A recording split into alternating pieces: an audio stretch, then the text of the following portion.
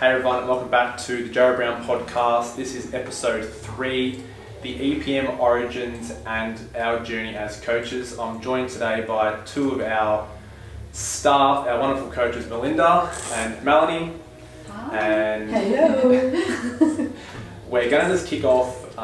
We have a few questions sometimes around clients asking us sort of how it all began, how the coaches joined.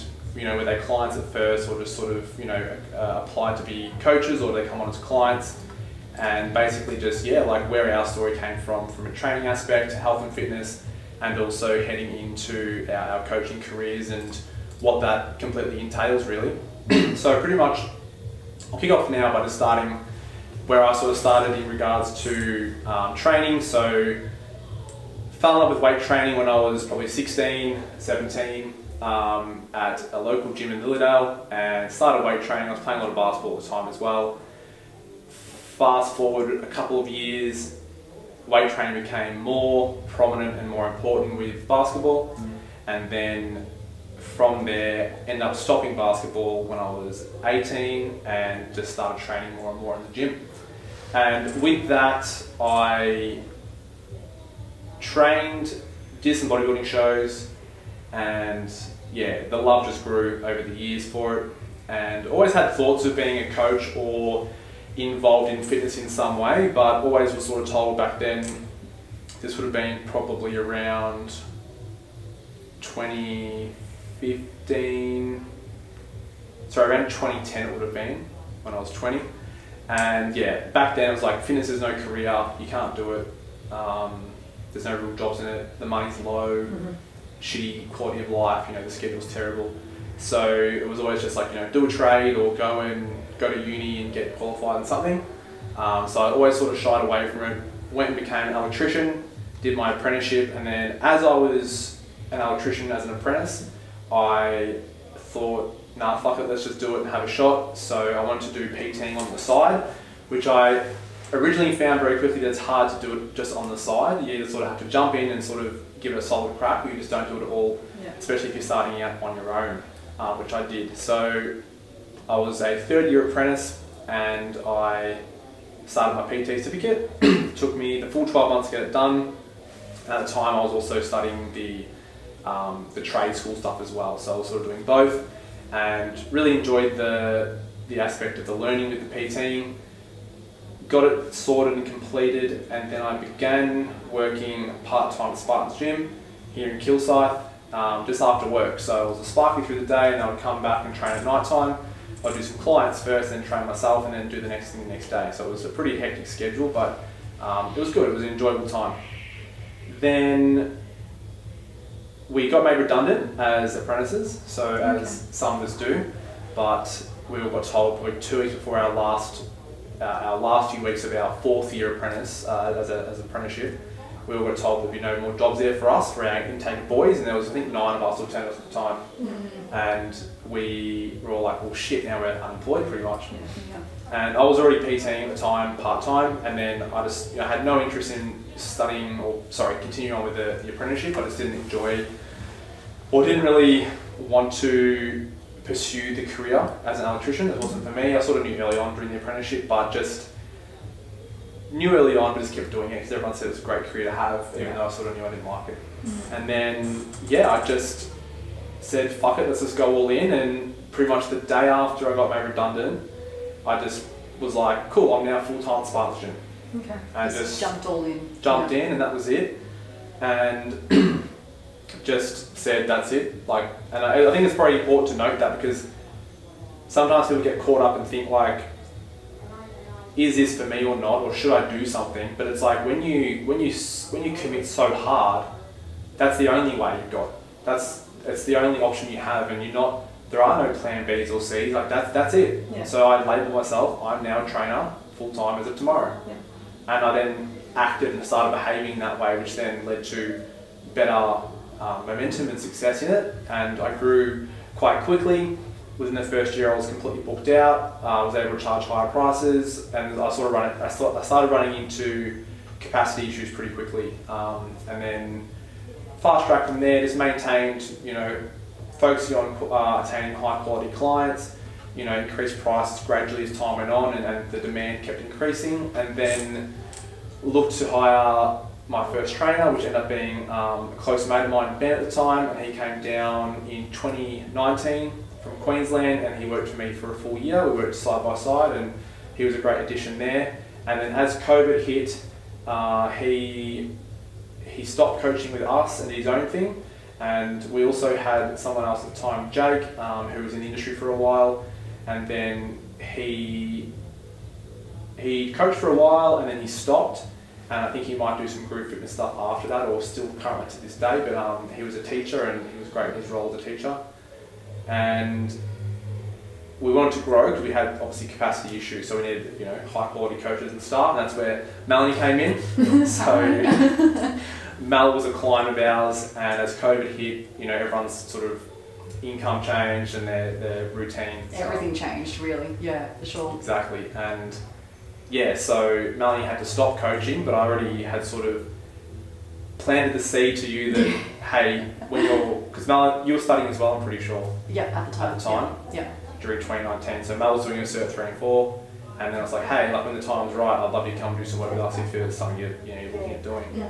And then COVID sort of sped it all up, and I needed help. Yeah. And I said, hey, how about it? I need assistance. You need some more work.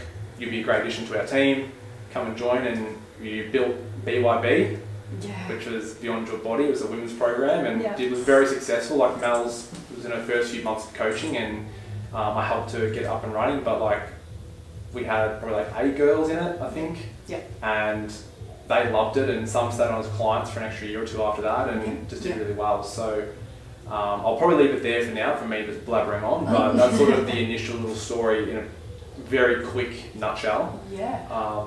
When you first started your business, what was the original business name? Was it always EPM, or was it something different? No, so it was Jared Brown Fitness, which look very stock standard. That is so classic. A lot of PTs just call it that, in their own name, but initially I was I thought I was pretty shit hot. I was like, Jared Brown Fitness. Everyone's going to come and train with me, and then your first week or two, you're like, shit, this is actually really hard. Yeah, for sure. And no one really cares what your name is. They just don't care. They care what you can do for them. Yeah, absolutely. And so EPM, the name didn't sort of come around till, it was 2019 actually. Yeah, right. Okay. And I just wanted to sort of branch off and make something more unique and have more of a brand besides just myself. I wanted to sort of have a business and something people could recognise and acknowledge that was different, and it was an actual brand or a company as opposed to just my own name. Yeah. And it's a bit limiting, and not everyone will just sort of associate with the name all the time either. So especially if you want to grow with other coaches, it's weird if other coaches working under you for your name as well. Yeah, I don't want to be the star of the show. If I have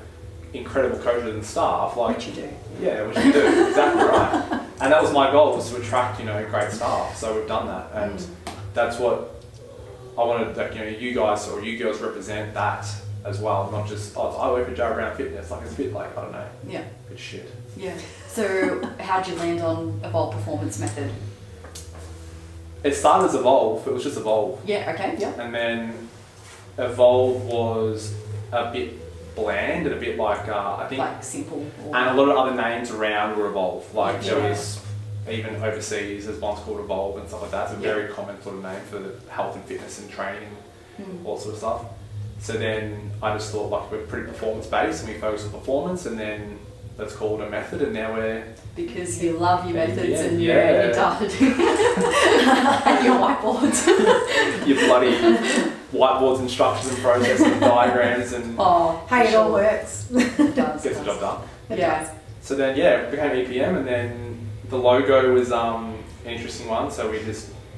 Look, and looking back, I spent way too much time on probably the most irrelevant shit, really. If anyone's watching this and you're starting a business, don't spend money on logos and that sort of stuff. Just get in, create a good product, have great customer service, and over-deliver for your customers. Because things like logos and stuff, you can spend hours and hours and hours and months on it, and you can also spend a lot of money on it, which we spent a decent amount of money, but we had a really good design to do it. But at the end of the day, all it was just the letters EPM in a different format, or formation. Everyone thinks it's some Japanese symbol or something. Represents that's what I get told a lot too. Yeah, but it doesn't. It's no representation. It's just EPM written a different way. There's a term for it, like the monogram. type of, yeah, that's it, yeah. Monogram. So that's what we went with, and that's pretty much it. And then but I reckon we jump into you two girls now and how you guys come about. And Yeah, totally. So I came into the gym 2018, I think it was, I would have been 19 at the time, and got into weight training properly and really loved it. Just had never loved a type of exercise more than just weight training, so I knew that I was like in my spot. So completely winged it for almost 2 years, until I ran into some problems. So my hips got really sore, and I was having a lot of trouble with my hips. So squatting, lunging, just like everything was like hurting. It started just like hurting while exercising, and I couldn't really do things like properly or go heavy with anything, which like sucked because it felt like I wasn't getting anywhere. And then it sort of progressed to just being chronic, like constant pain. So just like out of the gym as well, walking around. I remember there was one time I was walking around the lake and I was just aching at the hips like the whole way around, and I was like, I feel like I'm 90 and I'm supposed to be like 20 right now. I'm just like, what is going on? So reached the point where I was just like, I don't know what's really going on. I'm obviously doing something wrong. I was trying things like mobility routines and stretches and stuff to try and fix it, because I thought that my hip flexors were like tight and stuff, which was actually a sign of what the real problem was. So that's when I reached out to Jared. So I don't think we'd actually like spoken or crossed paths at all before then. Like I knew of you and who you were around the gym and stuff. So sent him, got on my laptop, sent him an email. Like my inquiry. It's so funny because I super old school mails, like very formal and proper. so good afternoon, sir. Literally. Kindest regards. Good afternoon, sir. Kindest regards. Literally. And my favourite part is in it I said, I'm not looking for anything ongoing. I just need help with this. And it's been, 5 years? I'm still here. 5 years later. Yeah. But because I guess like my problem, it was never like accountability or things like that, or like motivation, because I was already very self-motivated to do it and I enjoyed it. It was more just like the hip thing. So jumped in with you, and I think I did the FOF package to begin with. FOF. Foundations of Fitness. Just to really get a start on the rehab stuff and to figure out what was going on. And I just felt like I was in such good hands, like straight away, like from the consult, I was like, yes, this is going to be like really good. And I think because like you having your like a similar journey with like your hips, obviously yours were like 10 times more intense than what mine was, but just that I just knew that I was like in good hands and it was going to be all good.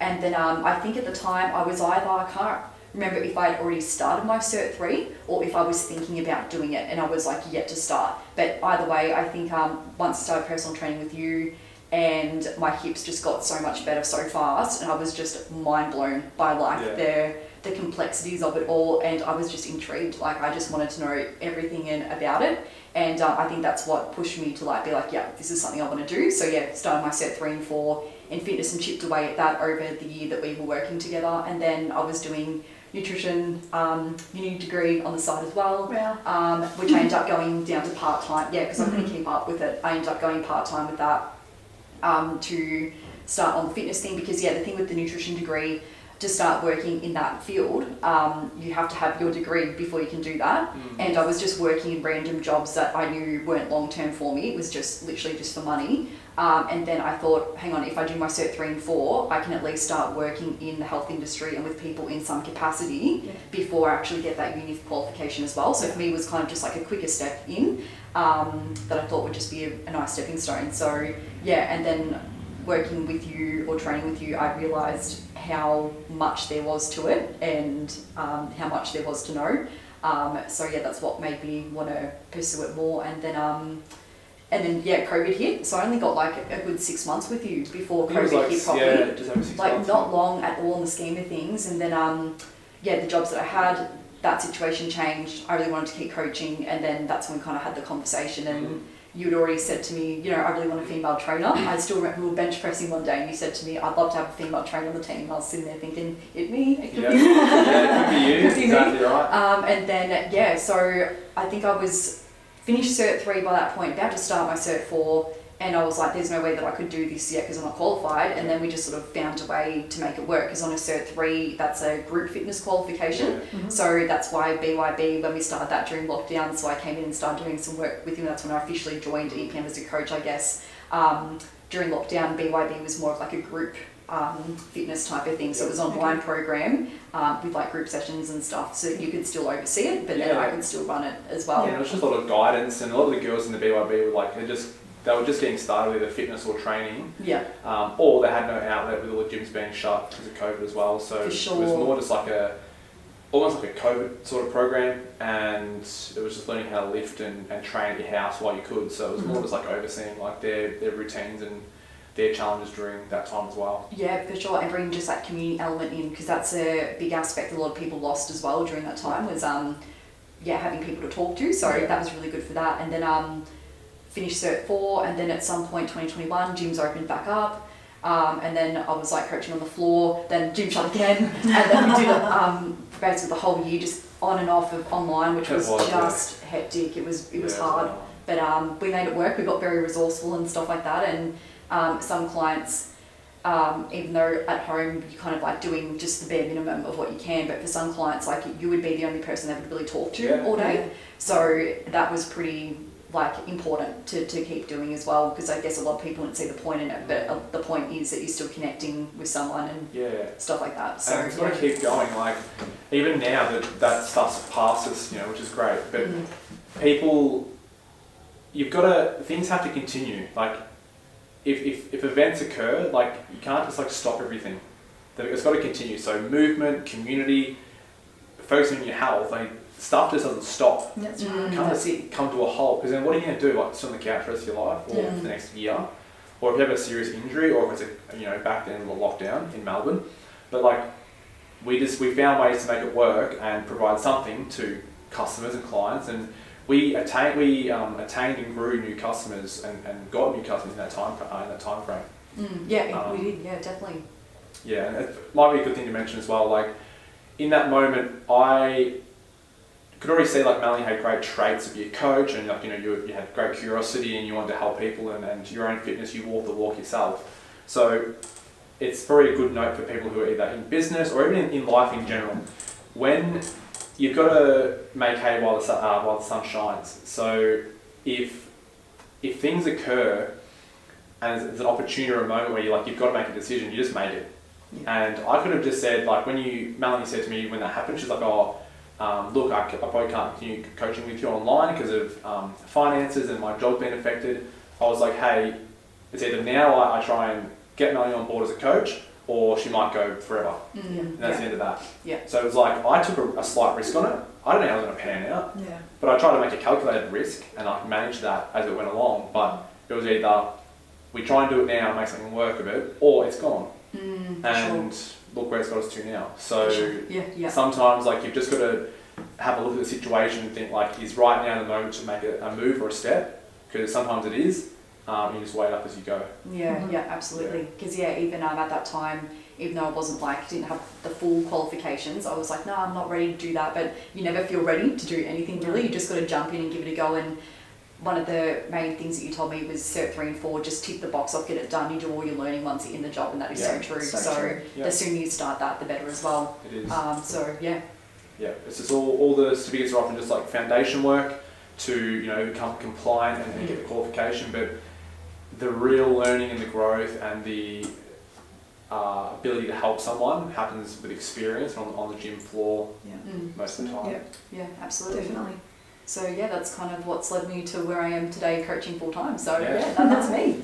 Time roll. And then how many years after, was it 2021 when you came on the scene? 22. 22. Oh, okay. March 22. Feels like I've known you longer than that, but So it's just me, Mel. Then we kind of were reaching capacity a little bit, and then and the goal's always to grow. So the goal is to grow, just to be able to help serve more people. Really, you can be a one-man band, but obviously it has huge limitations at some point. And if you want to offer a better service or improve the service, or you want to help more people, it's hard to do on your own.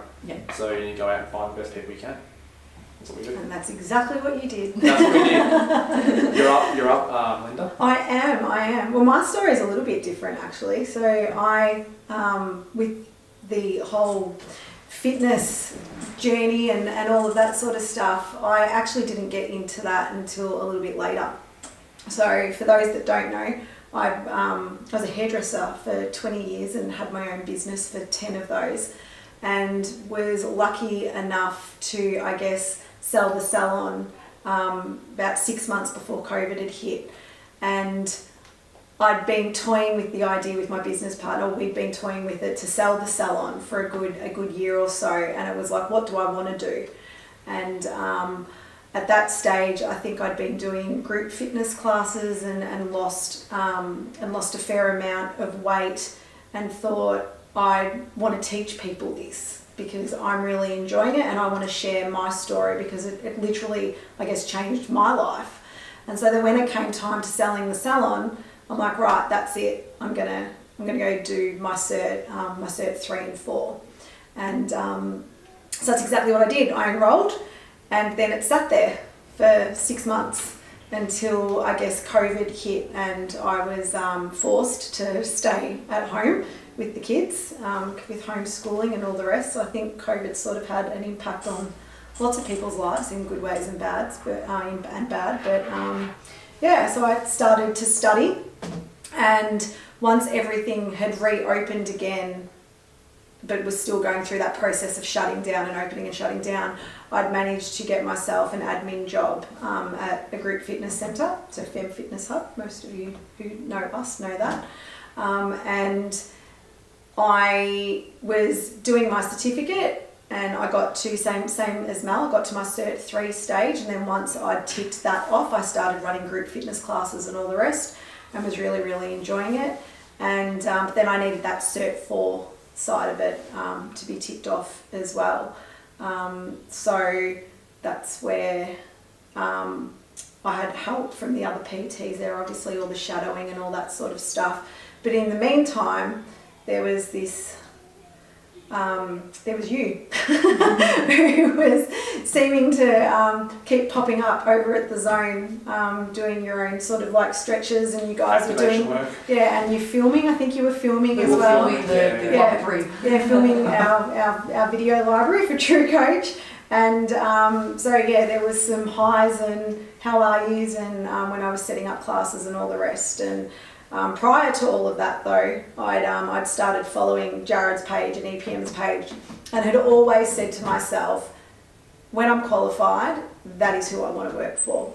I could see that you guys weren't just about like weight loss. You were also about, helping people in rehab, and I knew that I could learn a lot, because there's always more to learn. And I don't know, I'm big on the universe and the stars, so I think I just put that out there and manifested the shit out of it. And then one day I was at home in the home gym, and I was working out with my cousin, and this text message comes through Instagram, and it was from Jared, and he's like, in a nutshell, what do you got planned? What do you want to do? Where do you want to go? Yeah. And we met up for a coffee, and yeah, that was it. I was sold. He might not have been, but I was sold. I'm like, yeah, this is what I want. And then the qualification, I'd qualified, and then I started some shadowing hours, and yeah, that sealed it. And then within I think 8 weeks. Yeah, it was quick. Yeah, it was really real quick. fast. I was on board.